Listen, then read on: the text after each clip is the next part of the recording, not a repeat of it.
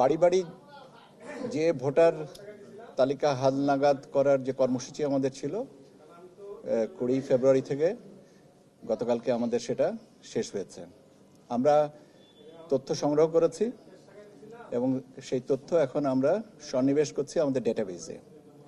আমরা এই তথ্য সংগ্রহের ক্ষেত্রে যেটা আমি আপনাদেরকে এখন যে তথ্যটা শেয়ার করতে চাচ্ছি সে তথ্যটা মূলত গতকাল পর্যন্ত, আর এটাকে আরও আপডেটেড হবে রেকর্ডিং আমাদের এখানে ডেটাবেজে যখন এন্ট্রিটা ফুলফিল হবে তখন এটা আরও আপডেট হবে।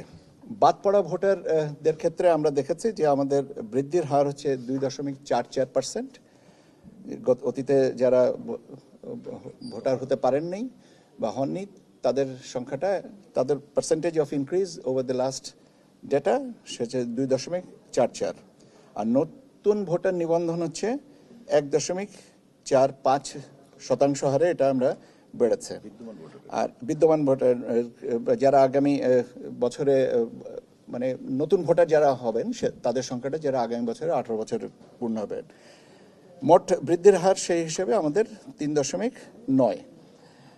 আর মৃত ভোটার কর্তনের পরিমাণ আছে আমাদের এখন পর্যন্ত 15,23,000।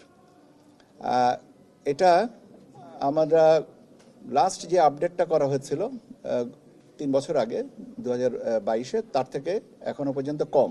আমাদের চেষ্টাটা সে কারণে যে ভোটার তালিকা হালনাগাদ সঠিক নির্ভুল ভোটার তালিকাটা করার সে প্রচেষ্টা চলমান থাকতেছে। আমাদের রেজিস্ট্রেশন প্রসেস 11ই এপ্রিল পর্যন্ত কন্টিনিউ করবে। কাজে এটা 11ই এপ্রিলের পরে আমরা হয়তো আরেকটা বেটার ডেটা আপনাদেরকে শেয়ার করতে পারবো। আমাদের রেজিস্ট্রেশন সেন্টারগুলো চালু আছে এবং 11ই এপ্রিল পর্যন্ত এটা চলমান থাকবে। এরপরেও আমাদের অনলাইন নিবন্ধন প্রক্রিয়াতেও চালু আছে। কাজে এটাকে বাদ পড়ার অর্থই না যে একদম শেষ হয়ে যাওয়া, চলে যাওয়া। বাদ পড়ার অর্থ হচ্ছে এই কর্মসূচিতে আপনি হয়তো অন্তর্ভুক্ত হন নাই, কিন্তু এর অর্থই না যে আপনি এই পদ্ধতিতে আসতে পারবেন না।